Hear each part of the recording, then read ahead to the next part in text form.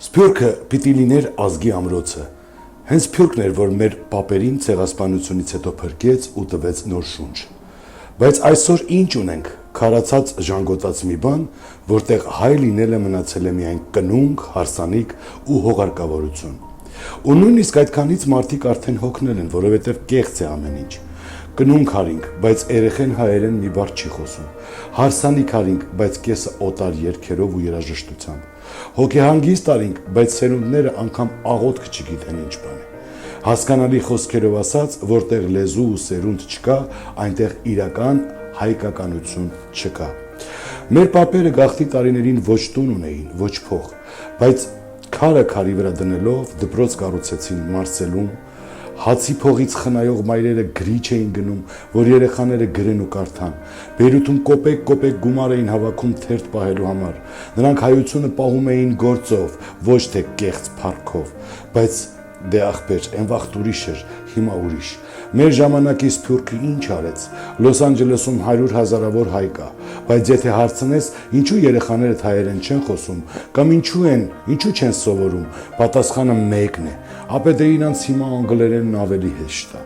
Մոսկվայում մեծահարուստներն իրար դեմ են, Փարիզում կազմակերպությունները բաժանված են տարբեր խմբերի։ Եկեղեցին, որ պիտի տանիք լիներ, դարձել է պարզ դրամի գանձարան։ Մոմի փող, հարսանիքի փող, կնունկի փող, թաղման փող, այնինչ նրա գործը համայնքում հային համախմբելն է։ Մենք հազարավոր դոլարներ ենք տալիս iPhone-ի ու շքեղ մեքենայի համար, բայց երբ երեխան հայերեն չի խոսում, դա կարևոր չի։ Կարևորը երեխան ամեն ինչ ունի, աղբեր ջան, ապահոված է։ Մեր մեծահարուստներն ու համայնքային ղեկավարները մրցում են, ով ավելի շատ փող տվեց եկեղեցուն կամ սուտ հայկական միջոցառմանը, բայց ոչ ոք չի մտածում կենտրոն ստեղծելու մասին,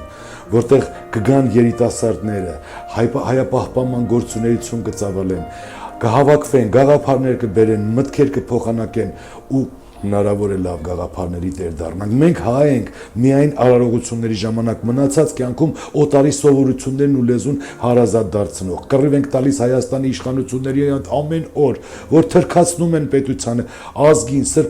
ժողովրդին, առանց կրակոցի, բայց միմյանց չենք ուզում հասկանալի դարձնել, որ սրանից լավ թրքացում աշխարհում ոչ մի տեղ չի էլ կարող լինել, երբ հայը հայից փախչում է,